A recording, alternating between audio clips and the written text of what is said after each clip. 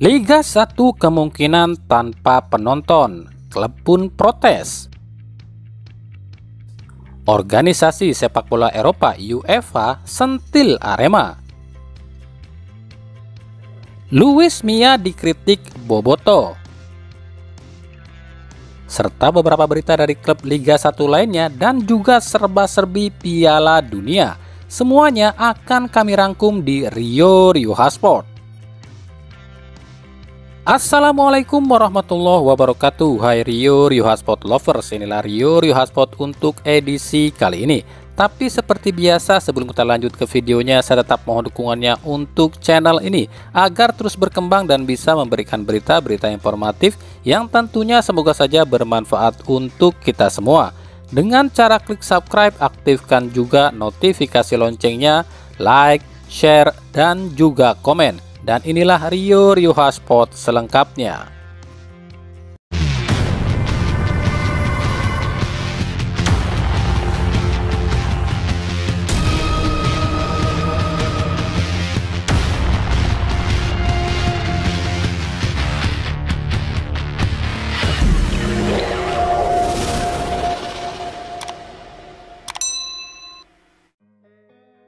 Menpora Zainuddin Amali belum bisa memastikan apakah tanggal 2 Desember ini Liga bisa dijalankan. Pasalnya hingga saat ini Menpora belum sempat bertemu dengan Kapolri. Jadwal yang padat membuat dua petinggi pemerintah ini sulit adakan pertemuan. Tapi menurut Menpora, kemungkinan Liga dilanjutkan tapi tanpa penonton dulu. Sebab jika harus ada penonton, kemungkinan Polri tak akan memberikan izin. Saya sudah upayakan untuk menemui Kapolri, tapi kan jadwal yang padat, baik saya maupun Pak Sigit, jadi kami agak sulit lakukan pertemuan. Tapi andai pun Liga dijalankan, mungkin akan tanpa penonton. Sebab jika dihadiri penonton, kemungkinan Polri tak akan beri izin. Tapi ini akan kami terus usahakan, ujar Zainuddin Amali. Namun wacana tanpa penonton ini ditentang oleh sejumlah klub Liga 1 seperti yang diutarakan pelatih Persebaya Aji Santoso. Menurut Aji, jika Liga tanpa penonton artinya pemerintah tak adil. Sebab yang dihukum siapa, yang terkena imbas siapa. Selain itu, Aji Santoso pun menambahkan sudah 2 bulan ini UMKM dan pelaku sepak bola tak ada pemasukan. Kenapa harus ditambah lagi penderitaan dengan tanpa penonton? Kalau Liga tanpa penonton, kasihan yang berkecimpung di sepak bola. UMKM tak ada pemasukan. Sudah 2 bulan loh mereka sengsara. Masa harus ditambah lagi? Ini kan gak adil. Yang dihukum siapa? Yang jadi korban siapa? Ujar Aji Santoso. Organisasi sepak bola Eropa atau UEFA hadir di Jakarta dan bertemu dengan PSSI. Dalam pertemuan ini sejumlah pemilik klub pun diundang, di antaranya dari Persib, Persija, Arema, Persebaya, Bali United, Madura United, dan lain-lain. Dalam pertemuan yang bertajuk League Development Program LDP atau Program Pengembangan Liga ini, UEFA menyoroti berbagai aspek, terutama kelayakan tim-tim Liga 1. Menurut UEFA, jika tim-tim Liga 1 ingin berkembang dan go internasional, maka status organisasi dan program-program klub harus diperbaiki.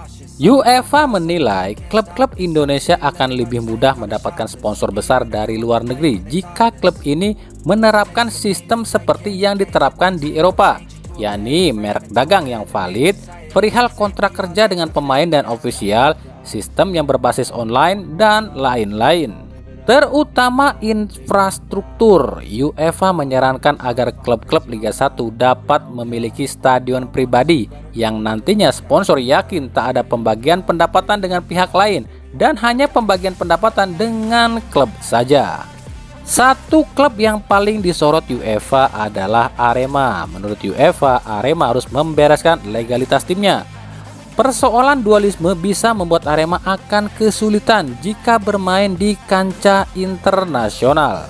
Menurut UEFA, jika FIFA melegalkan Arema sebagai klub profesional harus ada dasarnya, yakni asal-usul klub ini harus jelas.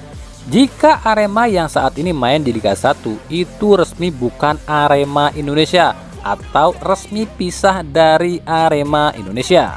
Dan jika benar Arema FC yang ada di Liga 1 saat ini sudah resmi pisah dari Arema Indonesia, maka seharusnya Arema FC tak ada di Liga 1. Arema FC harusnya memulai liga dari kasta terbawah dulu. Tapi kan sejauh ini Arema FC membawa embel-embel nama Arema Indonesia yang pernah main di Liga Utama. Makanya Arema FC bisa main di Liga 1.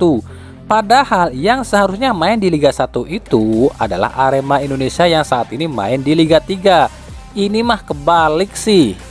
Tapi kan emang benar kata UEFA, kalau Arema FC ini sudah resmi pisah dari Arema Indonesia dan memiliki PT sendiri, seharusnya kan Arema FC ini mulai liga itu dari Liga 3 dulu. Kenapa langsung masuk ke Liga 1? Kan nggak ada unsurnya dong kalau begitu, sama aja klub baru dong. Inilah bangsatnya PSSI di 2015 lalu. Makanya kala itu PSSI dibekukan oleh FIFA. Ya karena PSSI kala itu benar-benar parah. Kita beralih ke berita klub-klub Liga 1. Persib Bandung kabarnya sudah tahu dan yakin liga akan digelar tanggal 2 Desember ini. Untuk itu pelatih Luis Mia akan terus mengenjot latihan para pemain Persib. Bahkan kabarnya Luis Mia meminta pada manajemen Persib untuk mencarikan beberapa tim untuk diajak uji tanding. Tim-tim itu adalah Bayangkara FC, Persikabo, Rans, dan PSIS Semarang. Luis Mia ingin para pemain Persib uji tanding 2 hari sekali. Hal ini untuk mengantisipasi padatnya kompetisi saat digulirkan nanti. Yang kabarnya tiap tim akan bertanding 2 atau 3 kali sehari. Jadi menurut Luis Mia, pemain Persib tak akan kaget lagi. Namun keinginan Luis Mia ini ditentang oleh sebagian bobotoh. Para bobotoh khawatir jika pemain Persib dipaksakan uji coba terlalu sering akan mengakibatkan pemain cedera dan akhirnya akan absen saat liga dijalankan. Saya ingin mencari lawan tanding yang selevel. Tujuannya agar pemain terasah lagi kemampuannya. Karena jika game internal saja itu tidak cukup, ujar Luis Mia. Di sisi lain, persoalan GBLA yang masih berpolemik dengan pengelola dan Pemkot Bandung, serta kabarnya GBLA yang tak lolos verifikasi, membuat bobotoh mendesak Persib segera membangun stadion sendiri. Pihak Persib pun merespon dengan kabarnya akan memulai merealisasikan pembangunan training ground. Training ground Persib sendiri kabarnya letaknya ada di daerah Cibiru, Kecamatan Cileunyi, Kabupaten Bandung. Rencananya training ground ini akan diperluas agar bisa membangun stadion serta training ground. Kabarnya stadion dan training ground Persib ini akan berbeda nama. Stadion sendiri belum dipastikan akan memakai nama apa. Kabarnya ada 2 opsi, yakni Persib International Stadium atau Pangeran Biru Stadium. Sementara untuk training ground Persib sendiri kabarnya akan diberi nama Prabu Training Ground yang artinya Pangeran Biru Training Ground. Namun hingga saat ini rencana pembangunan training ground Persib ini masih belum terrealisasi. Awal Januari 2023 rencananya pembangunan ini akan dimulai dan diharapkan selesai tahun 2024. Dari Persija Jakarta. Persija Jakarta kabarnya kembali akan lanjutkan lakukan negosiasi dengan Persib Bandung soal perekrutan gelandang gaek Persib Deddy Kusnandar. Awal musim ini Dado sempat dirumorkan akan ke Persija, namun batal lantaran kala itu pelatih Persib Robert Rene Albert menolak dengan keras Dado dilepas. Kini seiring jarang dipasangnya Dado oleh Luis Mia, apalagi Luis Mia lebih suka memasang Rahmat Irianto sebagai gelandang, dan apalagi Persib memiliki Robbie Darwis di posisi ini, ada kemungkinan Luis Mia akan melepas Dado ke Persija.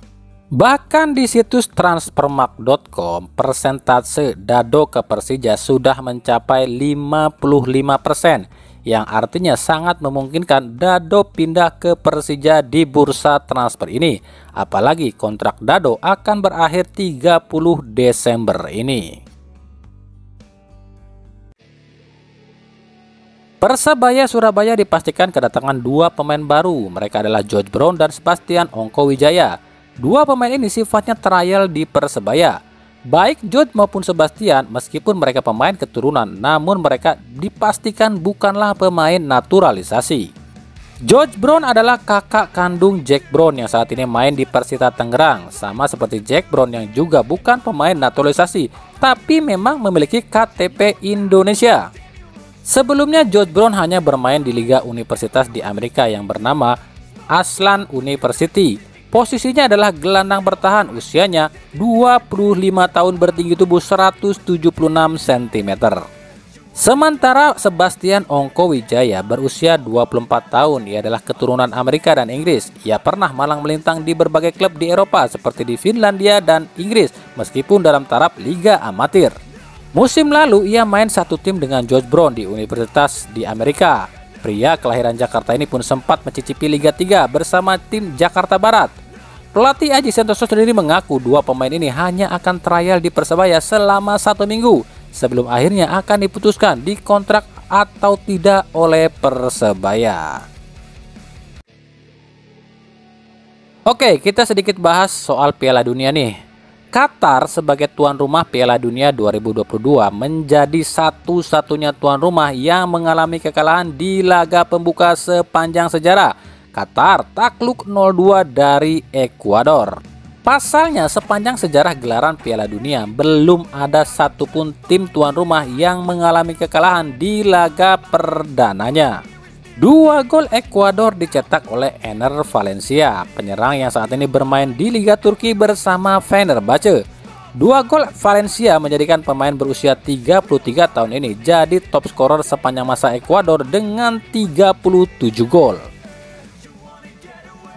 Sementara di pertandingan kedua ada di grup B yang mempertemukan Inggris melawan Iran. Inggris mampu unggul atas Iran dengan skor telak 6-2. Gol-gol Inggris dicetak oleh Bellingham, 2 gol dari Saka, Raheem Sterling, Marcus Rashford dan juga Jack Grealish.